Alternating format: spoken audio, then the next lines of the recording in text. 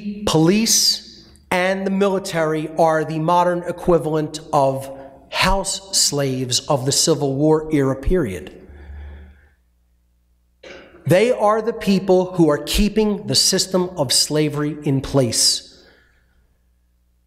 And they do this through duress, which is the first part of the three parts of this presentation: duress, dissidents, and deadly force. Part of the problem in the non-recognition of the human condition of slavery is most people do not understand what the condition of duress is and why it is so immoral to conduct upon anyone.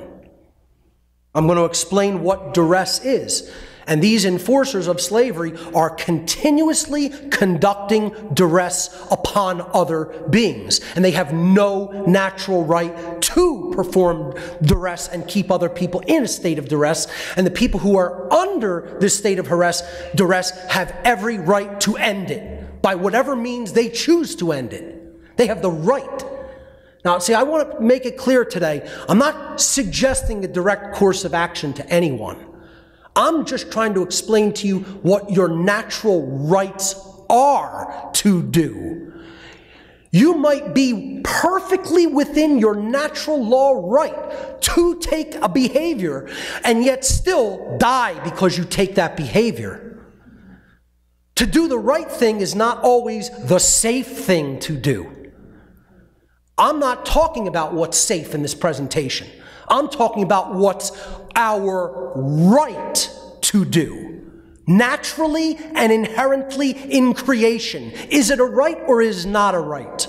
That's all I care about. I'm not talking about whether negative consequences will be rained down upon me by brainwashed cult members if I perform the behavior that I have the right to perform.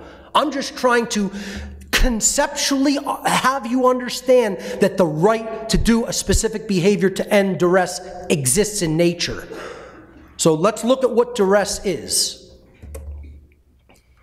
Duress is a condition, a continuous condition of coercion, of the free will of a being or group of beings by another being or group of beings through threats of violence and or actual acts of violence if those being coerced do not comply with the decrees or commands they are given. That's what duress is. It's someone saying to you, you will comply to my decrees or commands, or I threaten you with violence if you don't comply. That's the condition of duress.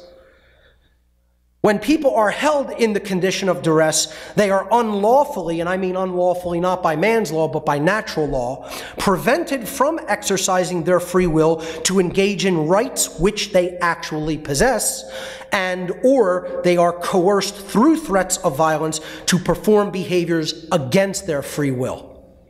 Meaning if they don't do something, violence will be conducted upon them.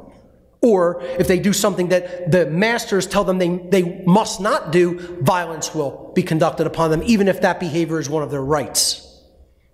That is what duress is. That's what duress always has been. That's what duress always will be. And every single individual in this room, listening on video, and in the entire world is living in the condition of duress, whether they know it or not. I am under duress. You are all under duress. Every person here is living in a state of continuous duress.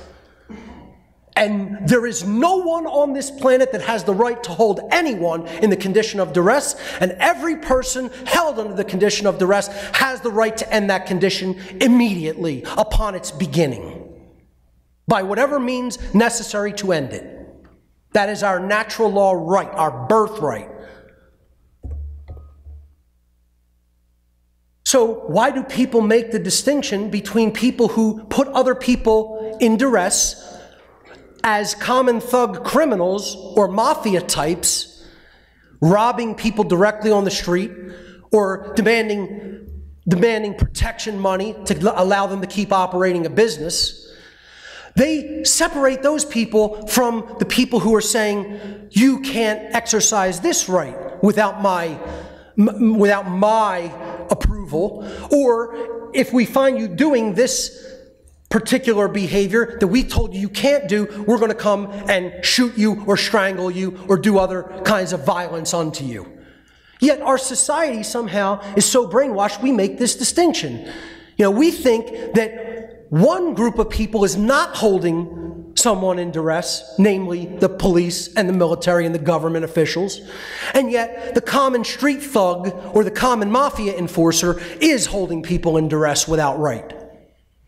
Well, news flash, everyone, there's no difference between the states of duress in these images.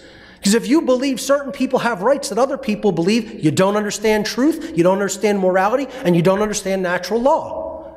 Every one of these instances in this slide is a criminal act that the person has no right to perform as an individual. So what's the difference between a police officer and a strong-arm mafia enforcer? Nothing. There is no difference between them. They are both common criminals.